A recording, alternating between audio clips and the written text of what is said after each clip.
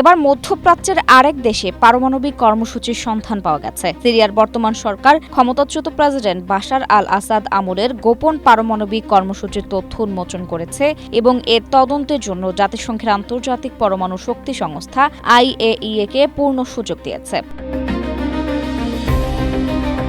আল জাজিরার এক প্রতিবেদনে এ তথ্য জানানো হয়েছে। প্রতিবেদনে বলা হয়, 2024 সালের শেষের দিকে আসাদ সরকারের পতনের পর গঠিত নতুন প্রশাসন দামেস্কের একটি অপ্রকাশিত গোপন স্থাপনা থেকে কয়েক টন পারমাণবিক উপাদান উদ্ধারের পর স্বপ্রণোদিত হয়ে এই তথ্য আন্তর্জাতিক সম্প্রদায়কে জানায়। সিরিয়ার বর্তমান পররাষ্ট্রমন্ত্রী আসাদ আল শাইবানি জানান, বিগত সরকারে রেখে যাওয়া গোপন পারমাণবিক কর্মসূচির অংশ হিসেবে গত 17 জুলাই তারা জাতিসংঘের সংস্থাকে একটি আনুষ্ঠানিক চিঠি পাঠিয়ে এই গোপন পারমাণবিক উপাদানের উপস্থিতির কথা স্বীকার করেন।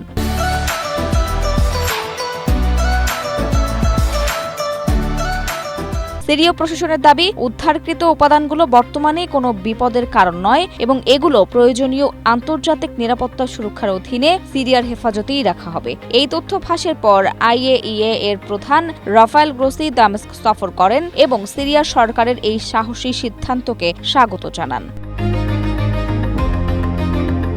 জাতিসংঘের পরিদর্শকরা ইতিমধ্যে 2007 সালে ইসরায়েলি বিমান হামলায় ধ্বংস হওয়া দেইর এজ জোর এর পারমাণবিক চুল্লির স্থান এবং নতুন হদিস পাওয়া গোপন স্থাপনাটি পরিদর্শন করেছেন। জাতিসংঘের পরমাণু পর্যবেক্ষণ সংস্থার প্রধান রাফায়েল গ্রোসি সতর্ক করে বলেছেন, উদ্ধারকৃত পারমাণবিক উপাদানগুলো ভুল হাতে পড়লে বড় ধরনের অপব্যবহার হতে পারত। তবে এখন এগুলোকে আন্তর্জাতিক সেফগার্ড সিস্টেম বা নজরদারির আওতায় আনা হচ্ছে।